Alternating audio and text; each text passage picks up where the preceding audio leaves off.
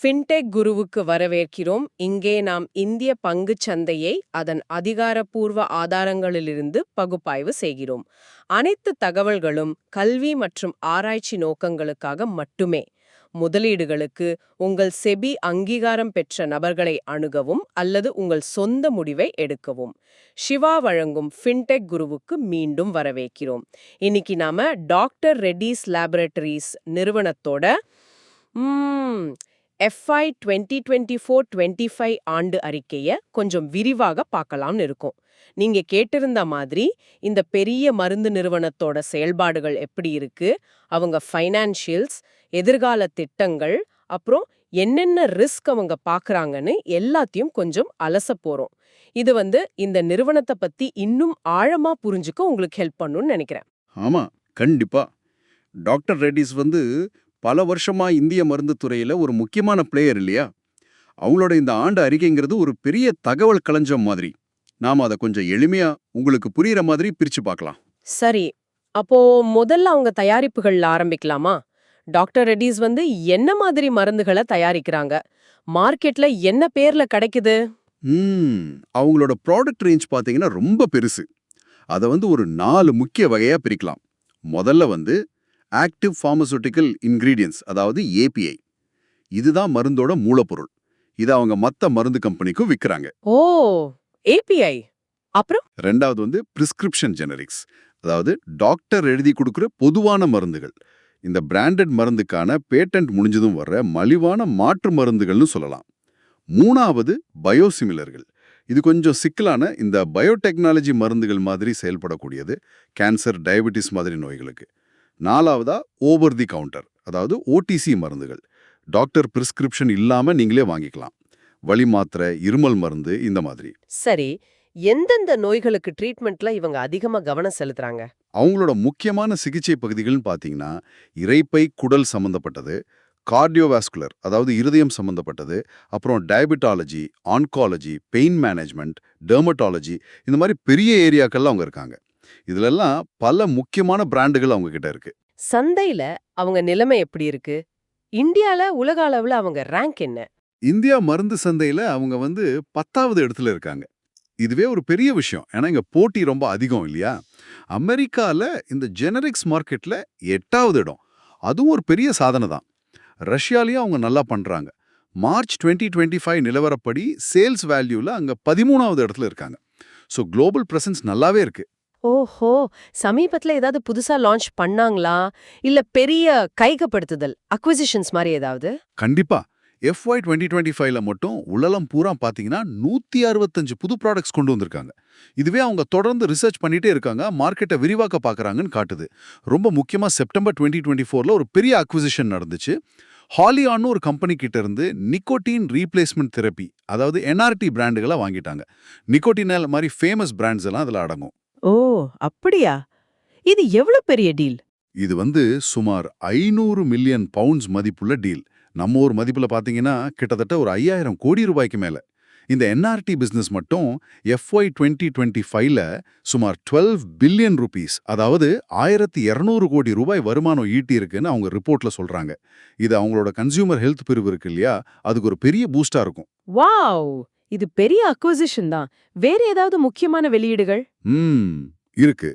Nestle இந்தியாவோட சேர்ந்து நியூட்ராசூட்டிகல்ஸ், அதாவது இந்த ஊட்டச்சத்து பொருட்கள்ல ஒரு ஜாயிண்ட் வெஞ்சர் ஆரம்பிச்சிருக்காங்க. அதுவும் ஒரு வளர்ற துறை. அப்புறம் இந்தியால 2 முக்கியமான மருந்து அறிமுகப்படுத்தியிருக்காங்க. ஒன்னு நேசோஃபாரஞ்சியல் கார்சினோமான்னு ஒரு வகை கேன்சருக்கு டொரிபெலமேப், ஜைட்டோர்வி. இன்னொன்னு நீண்ட நாள் மலச்சிக்கலுக்கான எலோபெசிபேட், பிக்ஸ்பேட். சூப்பர். இவ்வளவு தயாரிப்புகளையும் அவங்க எங்க உற்பத்தி பண்றாங்க? அவங்களுடைய உற்பத்தி வசதிகள் எங்க இருக்கு? மூலப்பொருட்கள் பத்தி கொஞ்சம் சொல்லுங்களேன். உலகம் பூரா அவங்களுக்கு 23 உற்பத்தி வசதிகள் இருக்கு. அதோட 9 R&D சென்டர்ஸும் இருக்கு. முக்கியமா இந்தியால பாத்தீங்கன்னா ஹைதராபாத், விசாகப்பட்டினம், ஸ்ரீகாகுளம், பொல்லாரம், இந்த மாதிரி இடங்கள்ல பெரிய பிளான்ட்ஸ் இருக்கு. அவங்க ஆண்டு அறிக்கையில ஒரு உலக வரைபடம் கொடுத்திருக்காங்க. அதுல பார்த்தா தெரியும் பல நாடுகள்ல அவங்களோட ப்ரொடக்ஷன், ரிசர்ச் வேலைகள் நடக்குது. மூலப்பொருட்கள், குறிப்பா ஏபிஐ பத்தி கேட்டேன். ஆமா, அவங்க இந்த ஆக்டிவ் ஃபார்மசூட்டிக்கல் இன்கிரீடியன்ஸ், அதாவது ஏபிஐ தயாரிப்புல ரொம்ப கவனம் செலுத்துறாங்க. அப்படின்னா அவங்களுக்கு தேவையான பல முக்கியமான மூலப்பொருட்களை அவங்களே தயாரிச்சுக்கிறாங்க. இதுக்கு பேரு பேக்வர்ட் இன்டிகிரேஷன். இதனால என்ன நன்மைன்னா, மூலப்பொருளோட தரம், சப்ளை இதெல்லாம் அவங்க கண்ட்ரோல்ல இருக்கு. செலவும் குறையும். ஜெனரிக்ஸ் பிசினஸ்ல இது ரொம்ப முக்கியம். ஆனா மருந்து உற்பத்தினாலே இந்த அபாயகரமான கெமிக்கல்ஸ் எல்லாம் பயன்படுத்துவாங்க இல்லையா? அதை எப்படி மேனேஜ் பண்றாங்க? நீங்க சொல்றது சரிதான். உற்பத்தி, ஆர்&டி இதெல்லாம் பல ஹசார்டஸ் கெமிக்கல்ஸ் பயன்படுத்த வேண்டியிருக்கும். இதை மேனேஜ் பண்றதுக்கு அவங்க கிரீன் கெமிஸ்ட்ரி அப்படிங்கிற கொள்கைகளை ஃபாலோ பண்றதா சொல்றாங்க. இதன் மூலமா அசிட்டோநைட்ரைல் மாதிரி சில அபாயகரமான பொருட்களோட பயன்பாட்டை குறைக்கவோ இல்ல முடியுமானா நீக்கவோ முயற்சி பண்றாங்களாம். இது சுற்றுச்சூழலுக்கும் நல்லது, அங்க வேலை செய்யறவங்க பாதுகாப்புக்கும் நல்லது. இது அவங்களோட ESG முயற்சிகள்ல ஒரு பகுதியாவும் பார்க்கறாங்க. சரி, இப்ப அவங்களோட ஒட்டுமொத்த பிசினஸ் மாடல் பத்தி பேசலாம். டாக்டர் ரெட்டிஸ் எப்படி இயங்குது? வருமானம் எங்கிருந்து வருது? முக்கியமா செலவு எங்க போகுது? அவங்க பிசினஸை 2 முக்கிய பிரிவா பிரிக்கலாம். ஒன்னு குளோபல் ஜெனரிக்ஸ். இதுக்குள்ள தான் இந்த பிராண்டட், நான் பிராண்டட் ஜெனரிக் மருந்துகள், OTC, பயோசிமிலர்ஸ், கன்சியூமர் ஹெல்த் எல்லாம் வருது. புதுசா வாங்கின NRT பிசினஸும் இதுக்குள்ள தான். ஓகே, இது முதல் பிரிவு. ரெண்டாவது pharmaceutical services and active ingredients, சுருக்கமா PSAI. இதுல அவங்க API தயாரிச்சு மத்த கம்பெனிக்கு விக்கிறது மட்டும் இல்லாம கஸ்டம் ஃபார்மசியூட்டிக்கல் சர்வீசஸ் அதாவது CPSம் பண்றாங்க. மத்த கம்பெனிகளோட தேவைக்கேத்த மாதிரி மருந்துகளை ரிசர்ச் பண்றது, தயாரிச்சு கொடுக்கறது இந்த மாதிரி வேலைகள். இது இல்லாம மற்றவைன்னு ஒரு பிரிவு இருக்கு. அதுல அவங்களோட சப்சிடியரி ஆரிஜின் ஆன்காலஜி, அப்புறம் சில ப்ரொப்ரைட்டரி ப்ராடக்ட்ஸ் எல்லாம் வருது. கஸ்டமர்ஸை அட்ராக்ட் பண்ண அவங்க என்ன முக்கியமா சொல்றாங்க? அவங்க வேல்யூ ப்ராposition என்ன? முக்கியமா ஒரு 4 விஷயம் சொல்றாங்க. 1 காஸ்ட் லீடர்ஷிப், அதாவது குறைஞ்ச செலவுல தரமான மருந்து. அவங்களோட API உற்பத்தி இதுக்கு உதவுது. 2 பேக்வர்ட் இன்டகிரேஷன். 3 நல்ல கஸ்டமர் சர்வீஸ். 4 இந்த ரெகுலேட்டரி விஷயங்கள்ல ரொம்ப ஸ்ட்ராங்கா இருக்கிறது, அதாவது குவாலிட்டி கண்ட்ரோல், கவர்மெண்ட் ரூல்ஸ் எல்லாம் சரியா ஃபாலோ பண்றது. இதோட சேர்த்து இப்போ டிஜிட்டல் விஷயங்களையும் நிறைய முதலீடு பண்றாங்க. AI, அனலிட்டிக்ஸ், ஆட்டோமேஷன் இதெல்லாம் யூஸ் பண்ணி ப்ரொடக்ஷன், குவாலிட்டி, R&D எல்லாத்துலயும் எஃபிஷியன்சியை கூட்ட பார்க்கறாங்க. வருமானம் பத்தி சொல்லுங்களேன். FY 2025ல மொத்த வருமானம் எவ்வளோ? எந்த பிரிவுல இருந்து அதிகம் வருது? FY 2025ல அவங்களோட கன்சாலிடேட்டட் மொத்த வருமானம் $3.8 பில்லியன். இந்திய ரூபாயில சொன்னா சுமார் 3,25,535 மில்லியன் ரூபாய், அதாவது 32,553 கோடி ரூபாய். இதுல பெரும் பங்கு வருமானம் நாம முதல்ல சொன்ன அந்த குளோபல் ஜெனரிக்ஸ் பிரிவுல இருந்து தான் வருது. America, India, Russia and CIS நாடுகள், சீனா, பிரேசில், சவுத் ஆப்பிரிக்கா, ஐரோப்பா இதெல்லாம் அவங்களோட முக்கிய சந்தைகள். ரஷ்யால மட்டும் FY 2025ல 26 பில்லியன் ரூபாய் வருமானம் வந்திருக்கு. அது போன வருஷத்தை விட 16% அதிகம். செலவுகள் பக்கம் வந்தா எதுக்கு அதிகம் செலவழிக்கிறாங்க? அவங்களோட பெரிய செலவுகள்ல ஒன்னு ரிசர்ச் அண்ட் டெவலப்மெண்ட், அதாவது R&D. FY 2025 வருமானத்துல 8.4% தொகைய, அதாவது 27,458 மில்லியன் ரூபாய, அதாவது 2,74,550 கோடி ரூபாய் R&Dக்காக செலவு பண்ணியிருக்காங்க. புது மருந்து கண்டுபிடிக்க, இருக்கிற மருந்துகளை இன்னும் பெட்டராக்க இது ரொம்ப அவசியம் இல்லையா? இது இண்டஸ்ட்ரி ஆவரேஜ் பக்கத்துல இருக்கு. மத்த பெரிய செலவுகள்னு பார்த்தா ரா மெட்டீரியல், ஸ்டோர்ஸ், ஸ்பேர்ஸ் இதுக்கெல்லாம் போகுது. அது ஸ்டாண்டலோன் கணக்குல 11,620 மில்லியன். அப்புறம் எம்ப்ளாயி சம்பளம், பெனிஃபிட்ஸ் இதுக்கெல்லாம் 55,595 million consolidated. Sales, marketing, admin செலவுகள் ஒரு 90,103 மில்லியன் கன்சாலிடேட்டட்.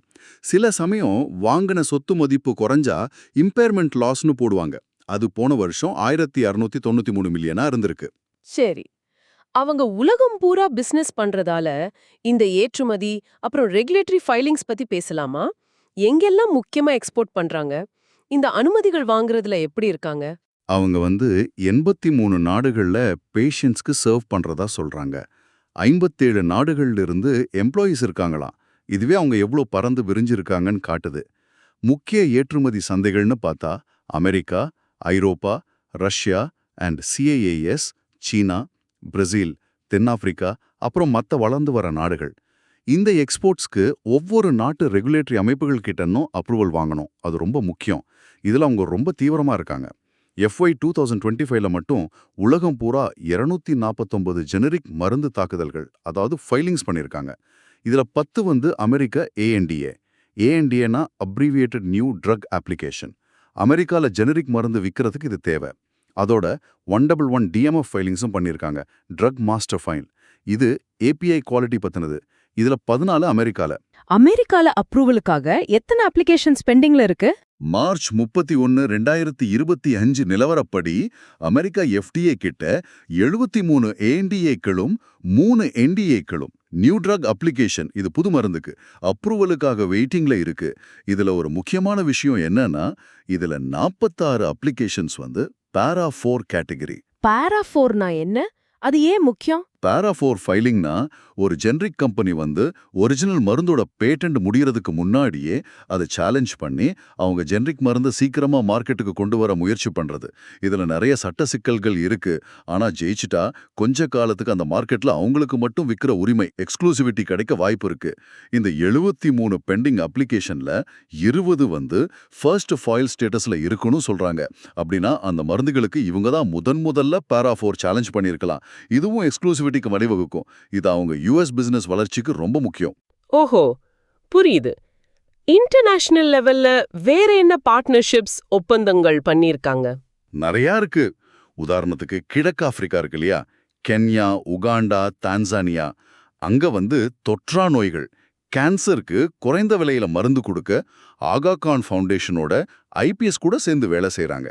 ஜெலட் சயின்சஸ் கிட்ட இருந்து ராயல்டி இல்லாத லைசன்ஸ் வாங்கி 120க்கும் மேல குறைந்த நடுத்தர வருமான நாடுகள்ல HIV ட்ரீட்மெண்ட் மருந்தான லானகாபாவிரை தயாரிக்கவும் விற்கவும் ஒப்பந்தம் போட்டிருக்காங்க. இது குளோபல் ஹெல்த்துக்கு ஒரு நல்ல விஷயம். அமெரிக்கால இன்ஜினஸ் பார்மசூட்டிகல்ஸ் கூட சேர்ந்து சைக்ளோபாஸ்பமைடு இன்ஜெக்ஷன்ங்கிற கேன்சர் மருந்தை விற்க எக்ஸ்க்ளூசிவ் ரைட்ஸ் வாங்கியிருக்காங்க. நல்ல விஷயங்கள். சரி, இப்போ ஃபைனான்ஷியல் பெர்ஃபார்மன்ஸ் பத்தி இன்னும் கொஞ்சம் டீப்பா பார்க்கலாம். முக்கிய ரேஷியோஸ் என்ன சொல்லுது? இன்வெஸ்டர்ஸ்க்கு என்ன ரிட்டர்ன் கிடைச்சிருக்கு? நாம ஏற்கனவே வருமானம் US 3.8 பில்லியன், லாபம் 56,544 மில்லியன் பத்தி பார்த்தோம். அவங்களோட EBITDA மார்ஜின், அதாவது வட்டி வரி தேய்மானத்துக்கு முன்னாடி இருக்கிற லாப சதவீதம் 28.3% இருக்கு. இது கம்பெனியோட ஆபரேட்டிங் ப்ராஃபிட்டபிலிட்டியை காட்டுற ஒரு முக்கியமான நம்பர். இது நல்லாவே இருக்கு. R&D செலவு வருமானத்துல 8.4%. இது அவங்க ஃபியூச்சருக்கான இன்வெஸ்ட்மெண்ட். இன்னொரு முக்கியமான ரேஷியோ கேபிட்டல் கியரிங் ரேஷியோ. இது கம்பெனியோட கடன் அளவை அவங்களோட ஈக்விட்டியோட ஒப்பிடுறது. மார்ச் 2025ல இது வெறும் 11% தான் இருக்கு. இது ரொம்ப குறைவான கடன் அளவுன்னு சொல்லலாம். இது ஒரு பலம். இன்வெஸ்டர்ஸை பொறுத்த வரைக்கும் FY 2025க்கு ஃபைனல் டிவிடெண்டா ஒரு ஷேருக்கு ₹40, ஃபேஸ் வேல்யூ ₹1 ரெக்கமெண்ட் பண்ணியிருக்காங்க. அதோட அவங்களோட கிரெடிட் ரேட்டிங்ஸ், ESG ரேட்டிங்ஸ் எல்லாம் கூட நல்லா இருக்கு. CSIL SG rating 4.25, MSCI SG rating Aக்கு இம்ப்ரூவ் ஆயிருக்கு. S&P குளோபல் ESG ரேட்டிங் 798, உலக மருந்து துறையில டாப் 5%க்குள்ள. ரிஃபினிட்டிவ் LSG ரேட்டிங் 8900 நல்லாவே இருக்கு. இதெல்லாம் முதலீட்டாளர்களுக்கு ஒரு நம்பிக்கை கொடுக்கும். அருமை. இப்போ எதிர்காலத்தை பத்தி பேசுவோம். டாக்டர் ரெட்டிஸோட growth strategy என்ன? அடுத்த சில வருஷங்களுக்கு அவங்க என்ன பிளான் பண்றாங்க? அவங்களோட முக்கிய ஸ்ட்ராட்டஜியை எங்கள் மையத்தை பாதுகாத்தல், எங்கள் எதிர்காலத்தை உருவாக்குதல் அப்படின்னு சொல்றாங்க. அதாவது அவங்க ஏற்கனவே ஸ்ட்ராங்கா இருக்கிற பிசினஸை காப்பாத்திக்கிட்டு அதே சமயம் ஃபியூச்சர் growthக்கான புது வழிகளையும் உருவாக்கணும். இதுக்கு ஒரு 3 தூண்டுகள் சொல்றாங்க. 1, செலக்ட் பண்ணின இடங்கள்ல லீடர்ஷிப். அதாவது அவங்க ஸ்ட்ராங்கா இருக்கிற மார்க்கெட்ஸ், தெரப்பி ஏரியாஸ்ல நம்பர் 1ஆ இருக்கிறது, இல்லனா அந்த இடத்த தக்க வச்சுக்கிறது. 2, பேஷண்ட் சென்ட்ரிக் ப்ராடக்ட் இன்னோவேஷன். பேஷண்ட்ஸோட தேவைகளை பூர்த்தி செய்யற மாதிரி புது நல்ல மருந்துகளை கொண்டு வர்றது. 3, operational excellence, continuous improvement. Production, supply chain, quality எல்லாத்துலயும் இன்னும் திறமையா செயல்படுறது. இந்த ஸ்ட்ராட்டஜியை செயல்படுத்துறதுக்கு குறிப்பா எந்த ஏரியாஸ growth டிரைவர்ஸா பார்க்கறாங்க? ஒரு 3 முக்கிய ஏரியாஸ் சொல்றாங்க. 1, கன்சியூமர் ஹெல்த் கேர். இதுல இப்ப வாங்கின NRT பிசினஸ், நெஸ்லே கூட பண்ற நியூட்ரசூட்டிகல்ஸ், அப்புறம் அமெரிக்கா, எமர்ஜிங் மார்க்கெட்ஸ்ல OTC பிசினஸ் growth எல்லாம் அடங்கும். இது மேல பெரிய பெட் கட்டுற மாதிரி தெரியுது. 2வது, இன்னோவேட்டிவ் ப்ராடக்ட்ஸ். இதுல இந்தியாவுக்கும் மற்ற வளர்ற நாடுகளுக்கும் புது மாலிக்யூல்ஸ் கொண்டு வர்றது, CAR-T மாதிரி அட்வான்ஸ் கேன்சர் தெரப்பி வசதிகளை இந்தியாவில் உருவாக்குறது, அவங்க சப்சிடியரி ஆரிஜின் ஆன்காலஜி மூலமா புது கேன்சர், இன்ஃப்ளமேஷன் ட்ரீட்மெண்ட்ஸ் கண்டுபிடிக்கிறது, இதெல்லாம் இருக்கு. 3வது, பயோசிமிலர்ஸ். இதுல இன்ஹவுஸ் டெவலப்மெண்ட், அதாவது அவங்களே உருவாக்குறது, அப்புறம் மற்ற கம்பெனிஸ் கூட லைசன்சிங் பார்ட்னர்ஷிப் மூலியமாவும் அவங்க பைப்லைனை, அதாவது டெவலப்மெண்ட்ல இருக்கிற மருந்து லிஸ்ட்டை ஸ்ட்ராங் பண்ண பார்க்கறாங்க. இதெல்லாம் கேட்க நல்லா இருக்கு. ஆனா அவங்களுக்கு முன்னாடி பெரிய சவால்கள் எதுவும் இல்லையா? ஆமா, ஒரு முக்கியமான சவால அவங்களே ரிப்போர்ட்ல ரொம்ப வெளிப்படையா சொல்லியிருக்கிறாங்க. அமெரிக்கால அவங்களோட ஒரு முக்கிய தயாரிப்பு, பேர் சொல்லல, ஆனா அது ரெவ்லிமிட் ஜெனரிக்கா இருக்கலாம்னு நிறைய பேர் நினைக்கிறாங்க. அந்த மருந்துக்கு பிப்ரவரி 2026ல இருந்து பயங்கரமான ஜெனரிக் போட்டி வரப்போதாம். இதனால அதோட சேல்ஸ், ப்ராஃபிட் எல்லாம் கணிசமா குறையும்னு எதிர்பார்க்கறாங்க. இது கம்பெனியோட ஓவரால் ஃபைனான்ஷியல்ஸை பாதிக்கலாம். அப்படியா? இத சமாளிக்க என்ன திட்டம் வச்சிருக்காங்க? இத சமாளிக்க FY 2025ல இருந்தே தயாராகிட்டு வரதான் சொல்றாங்க. ஆர்கானிக் growth, அதாவது இருக்கிற பிசினஸை வளர்க்கறது. இன்ஆர்கானிக் growth, அதாவது அக்விசிஷன், பார்ட்னர்ஷிப், ரெண்டு வழியிலையும் இது ஃபேஸ் பண்ண பார்க்கறாங்க. குறிப்பா FY 2026ல அவங்களோட முக்கிய பிசினஸை இன்னும் ஸ்ட்ராங் பண்றது, போர்ட்ஃபோலியோவை ஸ்மார்ட்டா மேனேஜ் பண்றது, அக்விசிஷன், பார்ட்னர்ஷிப் மூலமா புதுசா வருமானம் வர வழிகளை, இந்த NRT அக்விசிஷன் இதுக்கு ஒரு உதாரணம், உருவாக்குறது, எஃபிஷியன்சி அதிகப்படுத்துறது, செலவுகளை குறைக்கிறதுன்னு பல வழிகளில் முயற்சி பண்ண போறாங்களாம். இந்த சவாலை அவங்க எப்படி ஹேண்டில் பண்றாங்கிறது அடுத்த சில வருஷங்களுக்கு ரொம்ப முக்கியமானதா இருக்கும். இது உண்மையிலேயே கவனிக்க வேண்டிய ஒரு விஷயம். இந்த மார்க்கெட் போட்டி தவிர வேற என்னென்ன முக்கிய ரிஸ்க்ஸ் இருக்கு? எதெல்லாம் நாம கவனிக்கணும்? இன்னும் சில ரிஸ்க்ஸ் இருக்கு. முதல்ல ரெகுலேட்டரி கம்ப்ளையன்ஸ். மருந்து துறையில இது எப்பவுமே ஒரு பெரிய சவால்.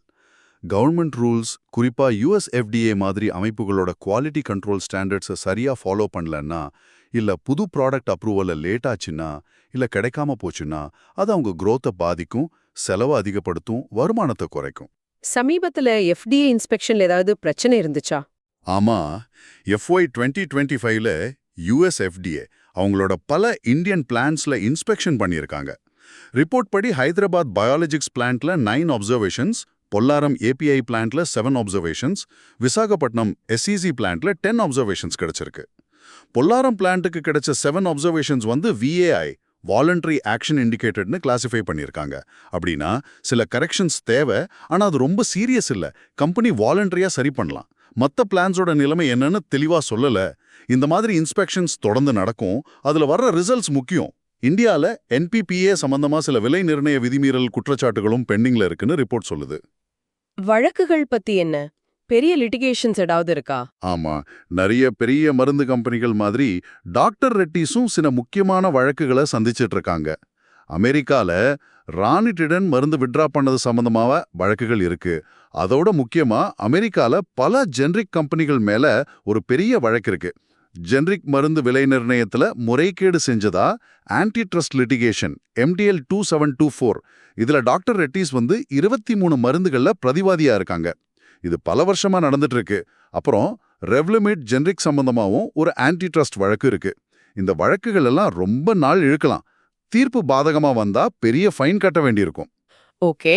இந்த ESG, அதாவது சுற்றுச்சூழல், சமூகம், நிர்வாகம் சம்பந்தப்பட்ட ரிஸ்க்ஸ் பத்தி? ESG ரிஸ்க்ஸும் முக்கியம்தான்.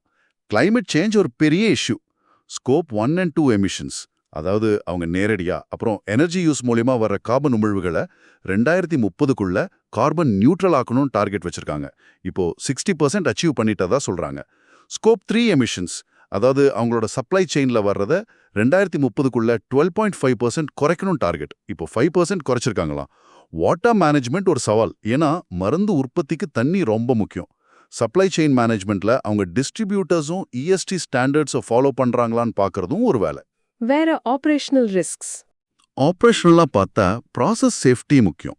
ஏன்னா ஹசார்டஸ் கெமிக்கல்ஸ் ஹேண்டில் பண்றாங்க. ஏதாவது விபத்து நடந்தா பெரிய பாதிப்பு வரும். இன்ஃபர்மேஷன் சைபர் செக்யூரிட்டி ரிஸ்க்ஸ் இப்போ காமன் தான். உலகம் பூரா பிஸ்னஸ் பண்றதால ஜியோ பொலிட்டிக்கல் ரிஸ்க்ஸும் அவங்கள பாதிக்கலாம். கடைசியா மேனேஜ்மெண்ட்டே அவங்க ரிப்போர்ட்ல இந்த ஃபைனான்ஷியல் ஸ்டேட்மெண்ட்ஸ், ஃபியூச்சர் கணிப்புகள்லாம் பெஸ்ட் எஸ்டிமேட்ஸ் தான், ஆனா உண்மையான ரிசல்ட்ஸ் மாறலான்னு ஒரு காஷனரி ஸ்டேட்மெண்ட்டும் கொடுத்துருக்காங்க. ரொம்ப விரிவான ஆழமான ஒரு பார்வை கிடைச்சிருக்கு.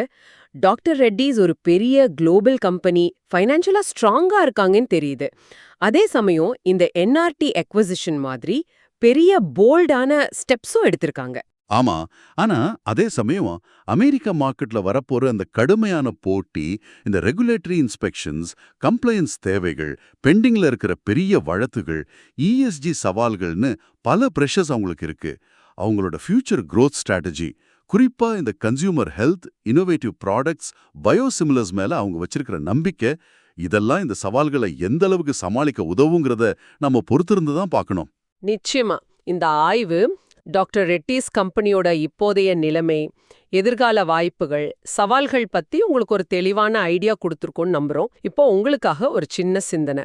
டாக்டர் ரெட்டிஸ் அமெரிக்க ஜெனரிக்ஸ் மார்க்கெட்ல வரப்போற அந்த அழுத்தத்தை சமாளிக்க கன்சியூமர் ஹெல்த் பிரிவுல இவ்ளோ பெரிய முதலீடு, குறிப்பா என்ஆர்டி அக்விசிஷன் செஞ்சிருக்கிறது அவங்களோட லாங் டேர்ம் பிசினஸ் வியூல ஒரு ஃபண்டமெண்டல் மாற்றத்தை காட்டுதா?